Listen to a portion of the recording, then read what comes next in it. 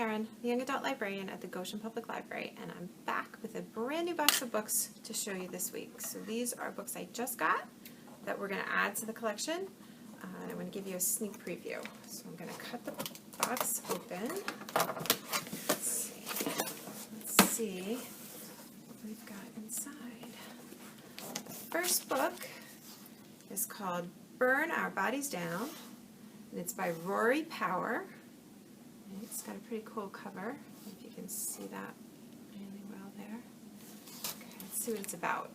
It says, ever since Margot was born, it's been just her and her mother. No answers to any of Margot's questions about what came before. No history to hold on to, no relatives to speak of, just the two of them stuck in their rundown apartment, struggling to get along. But that's not enough for Margot. She wants family. She wants a past, and she just found the key she needs to get it. A photograph, pointing her to a town called Faline, pointing her home. Only when Margot gets there, it's not what she bargained for. Margot's mother left for a reason, but was it to hide her past, or was it to protect Margot from what's still there? The only thing Margot knows for sure is that there's poison in their family tree, and their roots are dug so deeply into Faline that now that she's there, she might never escape.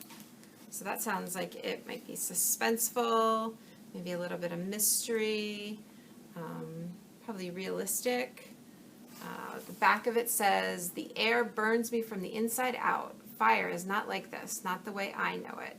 I forgot it could hurt. I forgot it could move. So this sounds like a suspense, kind of exciting if you're into that. So I'm going to check that one out. What's next? Next we have Say Yes Summer by Lindsay Roth Cooley. This looks like it's a light summer read, maybe a romance. Let's see what it's about.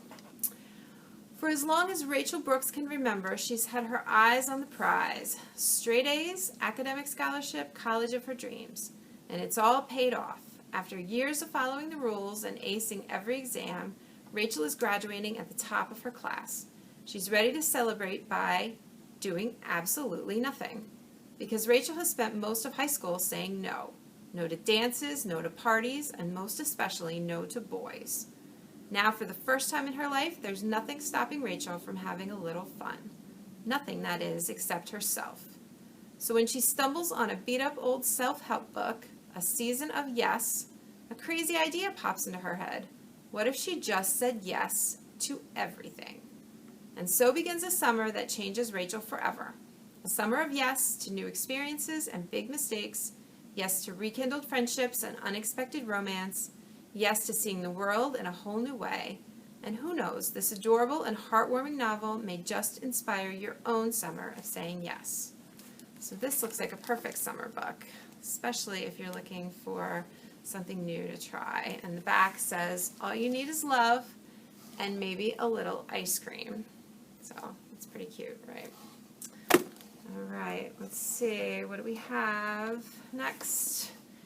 Agnes at the End of the World by Kelly McWilliams. See that? Okay, let's see what this one's about. On Judgment Day, we shall shelter in the underground temple with food enough for 400 days. Agnes loves her Red Creek home. It's quiet, sunny mornings, its dusty roads, and its God. There she cares tirelessly for her youngest siblings and follows the town's strict laws. What she doesn't know is that Red Creek is a cult, controlled by a madman who calls himself a prophet. Then Agnes meets Danny, an outsider boy, and begins to question what is and isn't a sin. Her brother Ezekiel will die without the insulin she smuggles in once a month. Even though medicine is forbidden, is she a sinner for saving him? Is her sister Beth a sinner for yearning for the world beyond Red Creek? As the prophet grows more dangerous, Agnes realizes she must escape with Ezekiel and leave everyone else, including Beth, behind. But it isn't safe outside either. A viral pandemic is burning through the population at a terrifying rate. As Agnes ventures forth, she forms a mysterious connection with the virus. Will Agnes be able to choose between saving her family and saving the world? This feminist, voice-driven, and genre-defying novel from Kelly McWilliams is a breathtaking story of survival and faith, perfect for fans of The Handmaid's Tale and Wilder Girls. So if you guys are fans of the TV show The Handmaid's Tale, this sounds like it might be a little like that. It also sounds pretty timely, considering that there's a pandemic in the book. And it's about a cult, so it's got some suspense and some maybe a little sci-fi or fantasy involved. So perfect, exciting, timely summer read. All right, let's see what else we've got in here. Next book is called All the Things We Never Knew, and it's by Laura Tamani. Okay.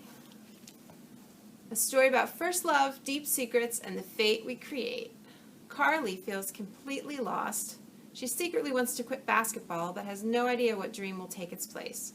To make matters worse, her parents are getting divorced, and she and her brother must decide which one to live with. The only thing saving her is her belief in signs, and they all just pointed to Rex.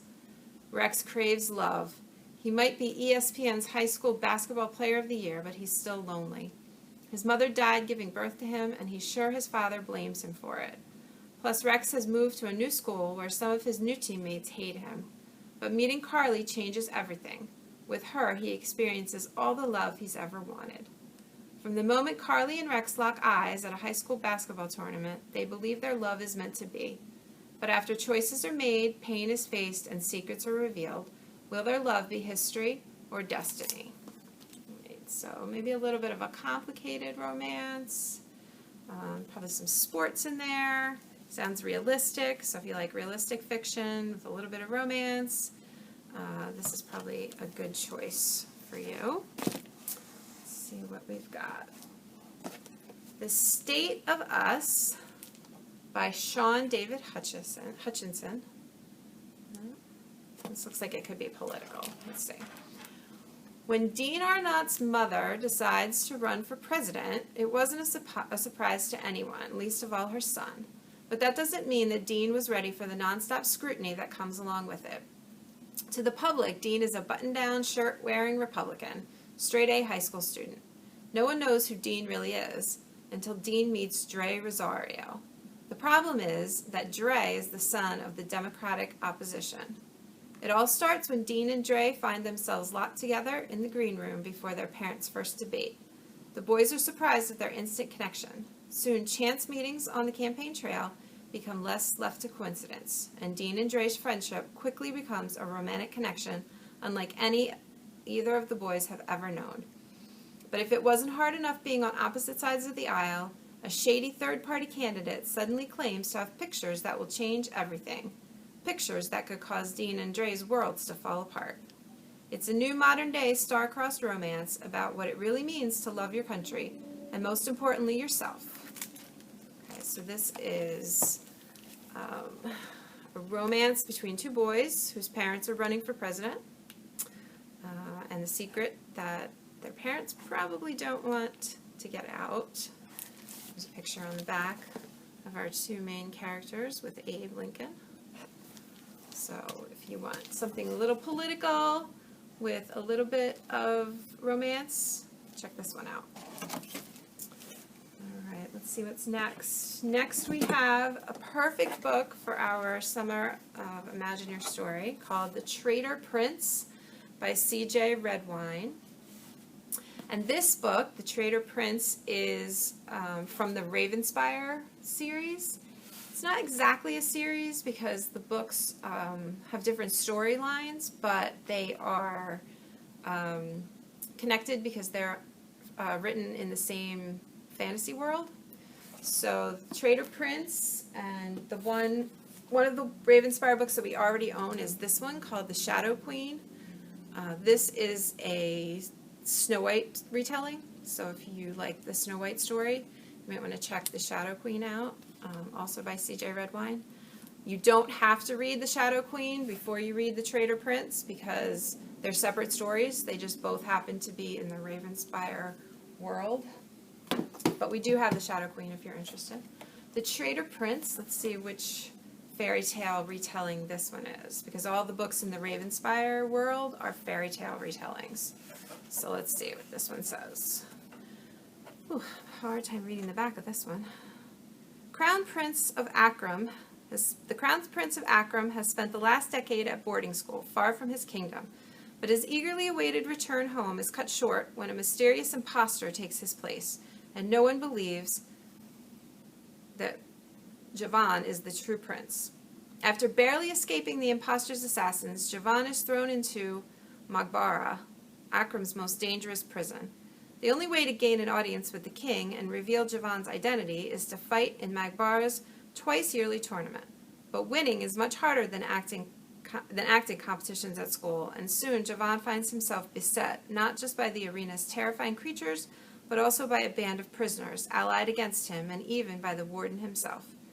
The only person who can help him is Sajda, who has been enslaved by Maghbara's warden since she was a child, and whose guarded demeanor and powerful right hook keep the prisoners in check. Working with Sajda might be the only way Javan can escape alive, but she has dangerous secrets. Together, Javan and Sajda have to outwit the vicious warden, outfight deadly creatures, and outlast the murderous prisoners intent on killing Javan. If they fail, they'll be trapped in Maghbara for good, and the secret Sajda's been hiding will bury them both. Okay, so it sounds like it could be maybe a Prince and the Pauper retelling. It's like a replacement prince. So it could be something like that, where he has to prove his true identity to escape. So it sounds like there could be romance in this one too. My best guess. All right, let's see what we have. Oh, nonfiction next. The Self-Love Revolution. Radical Body Positivity for Girls of Color by Virgie Tovar. So this book says, self-love, every day, all day. Every day we see body ideals depicted in movies, magazines, and social media. And all too often, these outdated standards make us feel like we need to change how we look and who we are. The truth is that many teens feel self-conscious about their bodies, and being a teen girl of color is hard in unique ways. So how can you start feeling good about yourself when you're surrounded by these unrealistic and problematic images of what bodies are supposed to look like? The Self-Love Revolution is an unapologetic guide to help you embrace radical body positivity. Okay, so this is a book about how to feel good about yourself, no matter what your size, your shape, your color, any of that is. So if you need a little self-love this summer, check this one out. All right, what's next? Got this one, Seasons of the Storm by Elle Cosimano. Okay, this one looks, I'm going to guess, like it's fantasy. Let's see. Choice number 1, Live or Die. One cold, crisp night, Jack Summers was faced with that choice. Live forever, according to the ancient magical rules of Gaia, or die. Jack chose to live, and in exchange, he became a winter. Like the other seasons, each year, Jack must hunt and kill the one before him. Gaia's rules are pretty straightforward. Winter kills autumn, autumn kills summer, summer kills spring, and spring kills winter. Which means that Jack kills Amber, Amber kills Julio, Julio kills Flor, and Flor kills Jack. They die, they train, they hunt. But when Jack and Flor, winter and spring, fall for each other against all odds, the true brutality of their eternal lives becomes all too personal and all too painful. And Flor is on the brink of being purged forever, unless they can come up with a plan to stop the cycle. When the 4 seasons unite, risking immortality for a chance at love and to reclaim their free will, their cross-country escape brings them to a place where they must defend each other against a creator who seeks to destroy them all. So in this story, it sounds like the 4 main characters represent the seasons, and they have to kill each other to let the next season take its place. And of course, they fall in love, and they have to figure out how they can be together without having to kill each other. All right, so like fantasy, I'm going to try that one. All right, next we have Date Me, Bryson Keller by Kevin Van Wy. This definitely looks like realistic fiction. Let's see. Everyone knows about the dare. Each week, the king of Fairvale Academy, Bryson Keller, must date someone new. The first person to ask him out on Monday morning. Until a boy asks him out and everything changes. Closeted Kai Sheridan didn't expect Bryson to say yes. So when Bryson agrees to secretly go out with him, Kai is shocked. But as the days go by, he discovers there's more to Bryson beneath the surface, and dating him begins to feel less like an act and more like the real thing. Still, Kai knows how the story of a gay boy liking someone straight ends. With his heart on the line, he awkwardly tries to navigate senior year while grappling with the fact that this relationship will last only 5 days. After all, Bryson Keller is popular, good-looking, and straight, right? Guess we'll have to read it to find out. So this is another light summer romance with a little bit of a twist. Back of it, lots of pictures. So if you're looking for something realistic, light summer romance, this is one for you. All right, we've got a few more left in the box. The next one is called The Blood Spell by C.J. Redwine. It's another the Ravenspire books. This one, I'm guessing, is going to be Cinderella because of the pumpkin on the front. And let's read it and find out. Let's see. Blue Delacour has her life planned. Hide her magic and continue trying to turn metal into gold to help the homeless. But when her father is murdered and a cruel but powerful woman claims custody of her, one wrong move could expose her. The only one who can help, the boy she's loathed since childhood, Prince Kellen.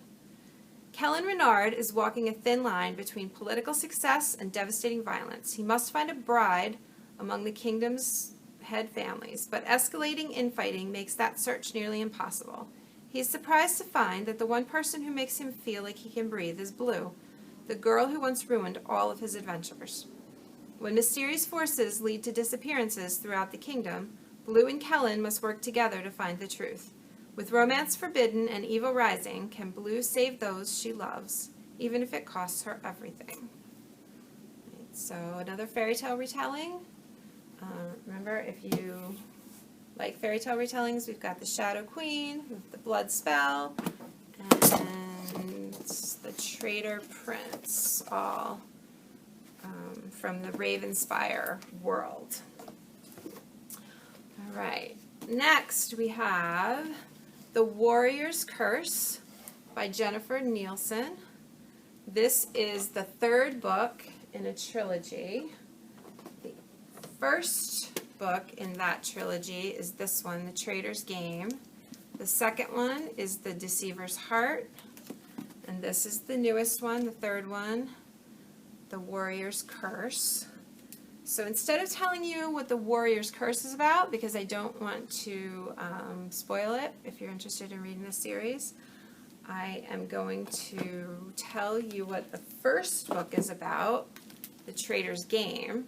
And that way you know if you want to read the series, you got to start with The Traitor's Game and work your way up. So The Traitor's Game is this. Nothing is as it seems in the kingdom of Antora. Kestra Dalasor has spent the last 3 years in exile, but that does not stop her from being drawn back into the web of her father's dangerous politics. He's second in command to the despotic and seemingly immortal king, Lord Endrick. With his arsenal of Ironheart soldiers and vicious condors, Endrick rules the land of Antora with a cruel and bloody fist. Her father's position makes Kestra a valuable bargaining chip, which a group of rebels understands all too well, and they snatch Kestra from her carriage as she reluctantly travels home. The kidnappers plan to blackmail Kestra into finding the Olden Blade, a lost dagger they believe is the only weapon that can kill the power-mad king. But Kestra is not the obedient captive they expected. One of the rebels, Simon, struggles to fulfill his orders as Kestra attempts to foil their plans by force, cunning, or any means necessary. As motives shift and secrets emerge, both Simon and Kestra will have to question what it is and who it is they're fighting for. Okay, so that is the first book in this series. We just got the third one. but obviously you don't want to read the third one unless you've read the first two. So The Traitor's Game is the first one. The Deceiver's Heart is the second one. And The Warrior Curse is the third one. These two are both available here at the library. All right, the last book in our box is My Calamity Jane. Right, this is also part of, not really a series, but sort of a series. It's by Cynthia Hand, Brody Ashton, and Jody Meadows. They also together wrote these two books, My Lady Jane and My Plain Jane, which we have. Now, they are not about the same person. My Lady Jane is about a fictionalized account of the life of Lady Jane Grey. She was a queen of England a long, long time ago. And My Plain Jane is sort of a retelling of the Jane Eyre story. So it's another Jane. What ties these books together is the Jane aspect. So we've got My Lady Jane, My Plain Jane, and now My Calamity Jane. So let's see what this one is about. Welcome to 1876 and a rootin' tootin' America bursting with gunslingers, outlaws, and Garou. Jane, Calamity is her name, and Garou, hunting is her game. When she's not starring in Wild Bill's traveling show, that is, she reckons that if a girl wants to be a legend, she should just go ahead and be one. Frank, the Pistol Prince butler, is the Wild West #1 bachelor. He's also the best sharpshooter on both sides of the Mississippi, but he's about to meet his match. Annie Oakley, yeah, that Annie, is looking for a job, not a romance. But she can't deny there's something about Frank she likes, really likes. Still, she's pretty sure that anything he can do, she can do better.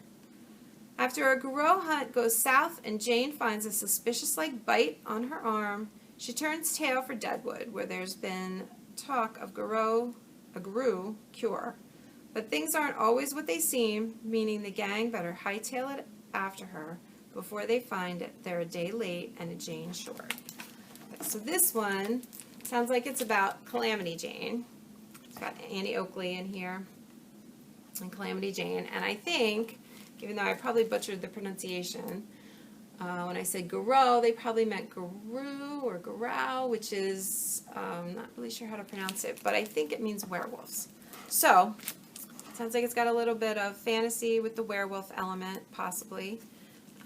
History with Calamity Jane and Annie Oakley, and probably some humor, because these books, the other two, My Plain Jane and My Lady Jane, were actually really funny. So if you like humor, this is probably a book you might want to check out. The back says it's a side-splitting, whopper-filled, not-so-tall tale of the one and only Calamity Jane. And if you're interested in this one, My Plain Jane, which is a fantastic, romantic, comedic, entirely but not really faithful retelling of Jane Eyre. And this one, My Lady Jane, says the comical, fantastical, romantical, entirely true story, but not really, of Lady Jane Grey. So those are the Jane books. So I hope you guys found something in my new book box that interests you. If you did, you will be able to place holds on these in the catalog soon, or you can give us a call here at the library, 294-6606. You can send me an email, Karen@goshenpubliclibrary.org, and let me know if there's something that you want to check out. I will need a phone number that I can reach you at if you send me an email, so make sure you include a phone number in your email, or just call us. Right? I will be back probably in another week with another unboxing video. If there's anything else you want to check out, reach out, give us a call, check it in the catalog, and we'll get it to you as quickly as we can. All right? Thank you.